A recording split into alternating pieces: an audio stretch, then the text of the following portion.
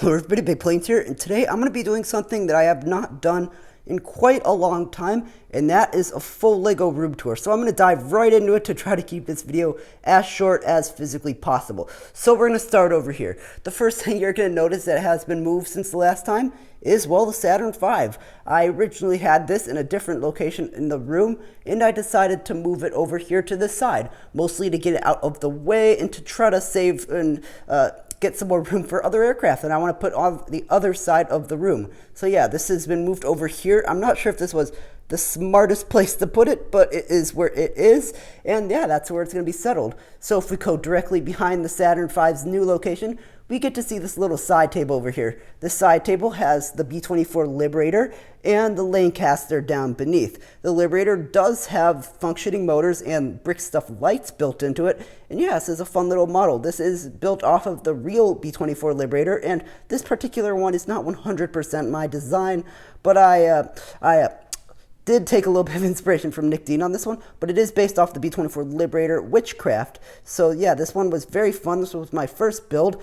And yeah, the Liberator down, or not the Liberator, the Lancaster down there doesn't get any videos made about it. I don't know why, I just sort of rejected it. So if you'd like to see a video about it, then you can be sure to leave that in the comment section below, and I might make a video about it, but I'm just not sure. So after we move past this little side table over here that has some World War II bombers on it, we're just going to hop over to the center table here, which has the B1. And you're probably wondering why this is here. This is very temporary. This is the building table that I usually build stuff on.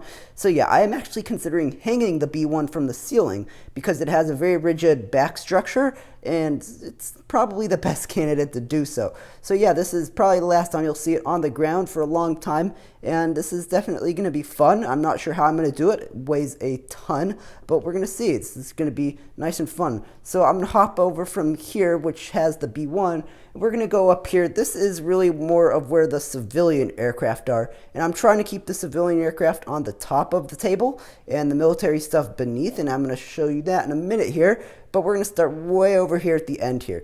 This is the 737. This is the 500 models, the 737-500, and this is currently up on LEGO Ideas. I'll probably try to leave a link in the description below if I can remember that, okay?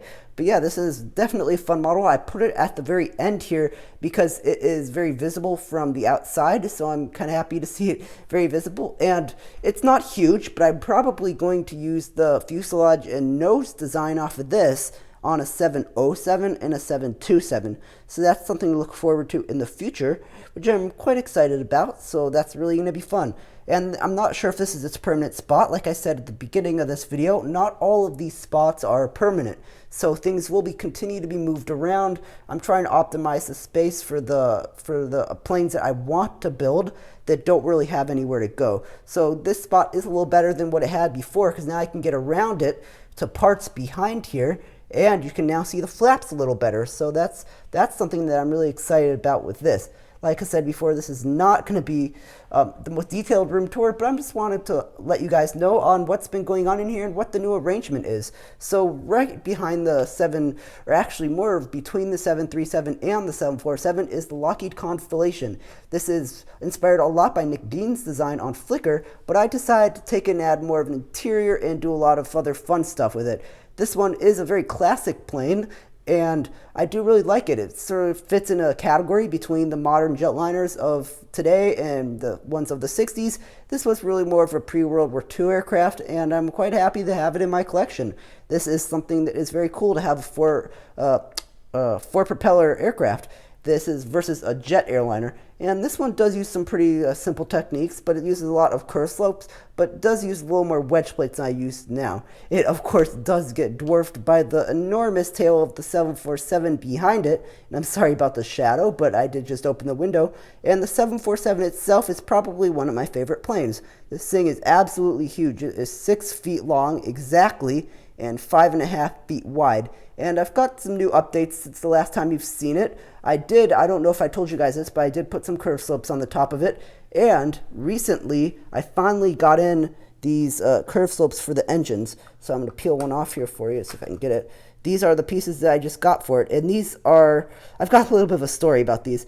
These came out on the new Voltron set. I'm going to try to get this to focus. These came out on the new Voltron set in metallic silver, and as long as I've had these engines, oh, they used to look like this, by the way, with the studs exposed. As long as I've had them, I've always said that I'm going to get these in metallic silver the moment they come out, and lo and behold, I was on Bricklink a couple weeks ago, and I noticed that they do exist in metallic silver. I had a bit of a heart attack when I saw that, not only because I was excited that they existed in metallic silver, but because of their exorbitant price tag. So usually these cost anywhere from 10, 15, maybe 20, 30 cents, but these pieces, these particular ones in metallic silver here, which I really like because they're very shiny, these cost $3 American or $3 US.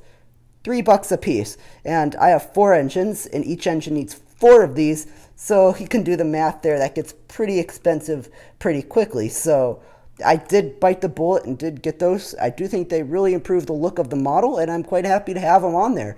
And the 747 itself is now fully powered by power functions, and it does work. So here is the remote over here down on the floor. You can use your standard power functions remote and turn it on from the bottom. When you do that, it turns on these lights, and now, I'm going to try to get the best angle here. You can see the spinners in the intakes of the engines. I did replace them with correctly sized spinners, so you can see on both sides, they do spin completely. So this is something that's going to be really exciting for the 747. The 737 had it, and I did install them on this first, but they didn't work very well. But now that those engines have spinners, I'm pretty happy with how they look. So yeah, tell me what you think in the comment section below. I might try to do something about these gaps between the engines, so that's probably the next thing I'm going to be doing for them. But yeah, I just want to know what you guys think about that. I did finally get those parts in, so I'm pretty happy about it.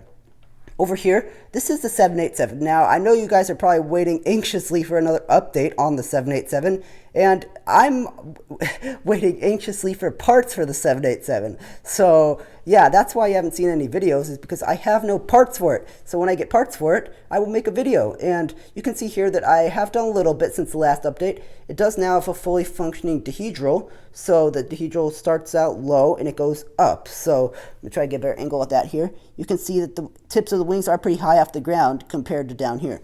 And another thing that's pretty cool is I did finally hook up a light source. So you can press this button here, and it not only lights this up here, which is going to be the bottom light, but also lights up the tips of the wings. So I'm going to try to get a closer look at this here for you. Yeah, we've got the green navigation light here and the yellow one here. And on this side of the wing, over here, this is the standard brick stuff lighting system, by the way. We have the red light and, of course, the yellow light on the very tip of the wings. So yeah, this was very fun to wire those through the wings. The flaps do still fully function like this. They just slide up and fold right in. So those were definitely a feature I just had to capture on the 787.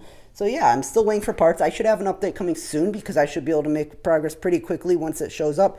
But yeah, if you were wondering what's up with this thing, yeah, I'm waiting for parts. Way down here under the table, way under here, is the B-52, the B-2, and the B-29. Now, I know they look like they're being relegated down here to nothing, but I am actually in the process of getting some LED lights to go on the bottom of these tables, so these will be all lit up and they'll look beautiful. So don't think they're being neglected. I have just decided to move military stuff under the table and to try to keep the above the table stuff for civilian aircraft, since that seems to be more popular on the channel. So I'm going to hop over from the table here over to these shelves where we have some aircraft. So right here is the Sopwith Camel. We have the small Cessna. We have the little Goblin right there. We've got the Fokker. Up here on the top, we do have the Lunar Module, which I moved from the white shelf. We have the Harrier Jump Jet. And of course, way over here, we have the little E-28 Gloucester Pioneer. So yeah, this is where some of my smaller aircraft are held. I may decide to take up some more shelves here. I don't know, but I don't have that many small aircraft. So this is generally what it's going to be for now. So if we hop over here, we get to see some more stuff. So this is what I call the trophy shelf. And there's not too much on it, but this is just where I put the awards that I get from shows, and the red ones are from Bricks by the Bay 2018, and the white ones are from Bricks by the Bay 2017. So I'm just going to quickly gloss over these. I don't want to spend too much time on these because I just enjoy going to the shows not to win awards, but more to just interact with the community and the audience, and that's just a lot of fun. So directly beneath the awards, we have some other models. These are not Lego. These are your standard die-cast models and or some plastic ones in there. And yeah, so this is quite a crowded shelf, but I try to keep this as neat as I can. I do like these models too. We've got the B-24 right here, the B-29, B-52, a couple of, I believe those are C-40 whatevers, or I don't know. And then we have the B-17 over here and the P-51 and a little model of the Spruce Goose. No, these are not all to the same scale. So that's going to wrap it up for this. I hope that you enjoyed this. I'm not going to ask you to subscribe because I'm hoping that if you enjoyed the content on this video, that you're going to subscribe naturally. So that's all I really have for this video. And I hope you enjoyed it. I hope you'll come back for more. And that's it for now. Bye for now.